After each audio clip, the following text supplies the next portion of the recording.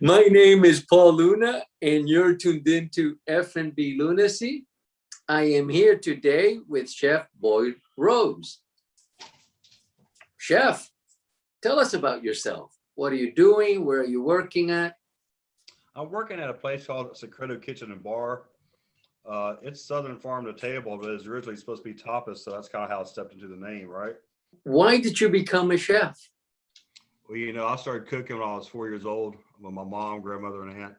I've been cooking all my life. I'm 50. So, I went to culinary school when I was at a young age. And so I've always had a passion for it. I love to cook. I love people. I love being around people. I like to share my passion with people. I like to teach and to share my knowledge with younger chefs.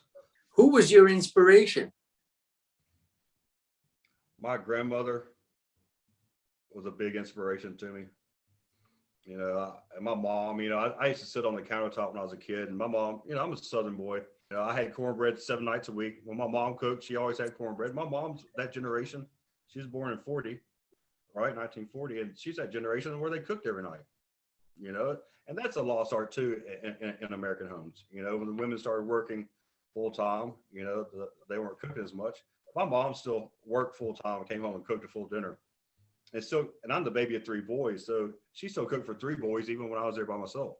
Is there a food-related product you eat that is embarrassing? Ramen noodles. Someday, I work with the best ingredients, right? And sometimes I come home and I'm like, man, just let me cook some ramen noodles. And there is no time to cook at the house, Chef. Yes. I try to tell my wife that she does a lot of the cooking, especially for the kids. The kids like her cooking better than mine.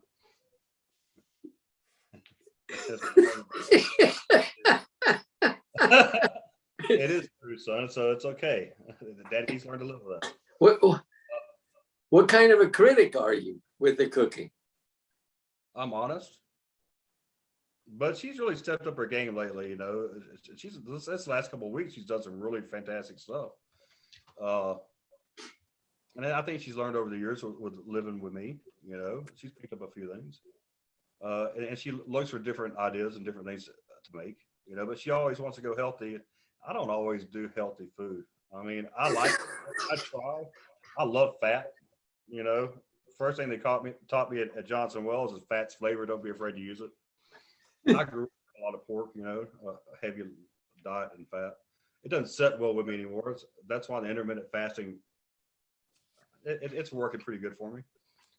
But it's hard to stay true to that all the time. What do you enjoy doing when you're not at work? Playing with my dog, hanging out with my son, doing family stuff. The older I got, the more I've learned to appreciate my home life and my family life and to slow down. I used to work 80, 90 hours a week, every week, so the balance between home and work was not good. Is there a type of music that you enjoy listening to when you're not at work? Blues. I like the blues, rock and roll. Chef, are you a breast man or a legs man? We're talking poultry, right? That's right. I like dark meat better. It's got more flavor. When I was growing up, my granny had taught me that too. To eat the dark meat to have more flavor. And a lot of times I got the back because I was a baby of 3 boys. By the time I got to it, I didn't get but a little bit of the oyster and whatnot. But I learned from an early age. She told me that's the best part of the chicken, and she was right. But thighs, I like thighs a lot. But most definitely, it definitely has a richer, more in-depth flavor. What's important, taste or food presentation? Well, you eat with your eyes first, right? But if the taste doesn't follow what you see, so you got to have both. If not, you're screwed, right? It's one hand washes the other. One hand washes the other. You have to have both. Fill in the blank. Cooking is my life. What does playing with yourself mean to you? Getting some good ingredients in, being able to use my imagination, things I read up on or I've studied on, and to take that and put it to practical use, learning something new, trying something new, different. It's easy to get bored. I've been doing this for so long. Sometimes I get bored with what I'm doing, because I've done a lot of different things, and depends upon what I can do at the restaurant with what equipment I have and what setup I have. Right, like you can't throw something on your line on your cooks that they can't produce. If they can't produce, it doesn't matter. What's your management style like? Well, it's changed over the years. I used to be very just not beat the hand with a wooden spoon. But I used to be a lot more stern, but you can't be as stern as you could be in the past with the people who work now. I always try to provide a good work experience, a good place to work. Is there anything you would like to say to us that's meaningful to you? I thank God for the talents he's given me and for what I've been able to do with the talents. And without God, I would not be here able to do things I do. What's important in your life now? My family, God, my family, my job, my work, giving back to the community, giving back to those who don't have and that need. I think it's very important as we become more successful in life that we give back to our communities and we help those that need help. I like to see more love and less hate in this world. This past year has been a crazy ride for the whole world. So there's been a lot of deaths, a lot of grief, a lot of sadness, but we can't live in fear. We had to be able to move forward without just constantly living in fear. Who wants to live in fear their whole life? You're dead then, right? You had to be able to push forward and get through things. You have to have perseverance. Is there something, or is there a message that you relate that with your son? Always do your best and treat people how you want to be treated.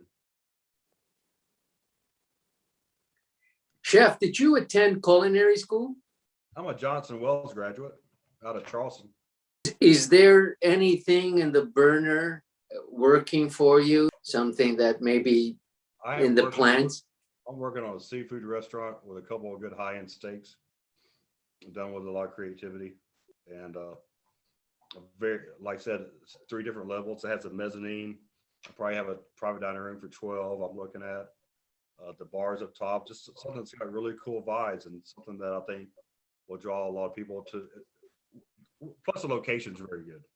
There's going to be a couple of breweries around, some art shops. This is a bit of an odd question, Chef. Do you consider yourself a lunatic?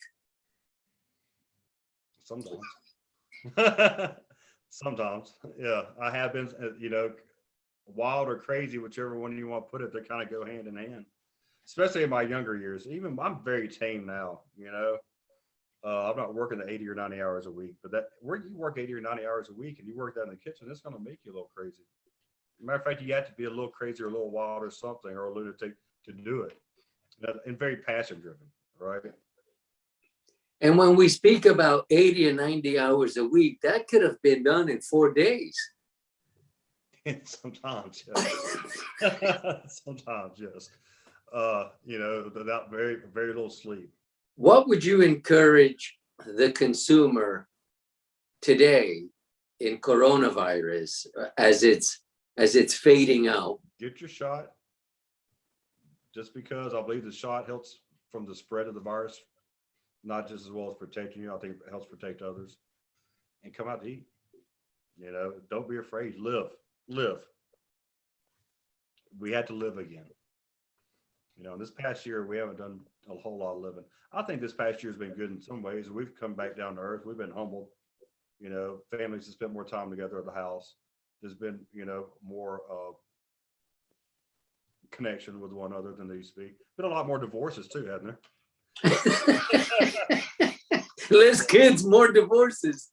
Right. Yeah. Yes.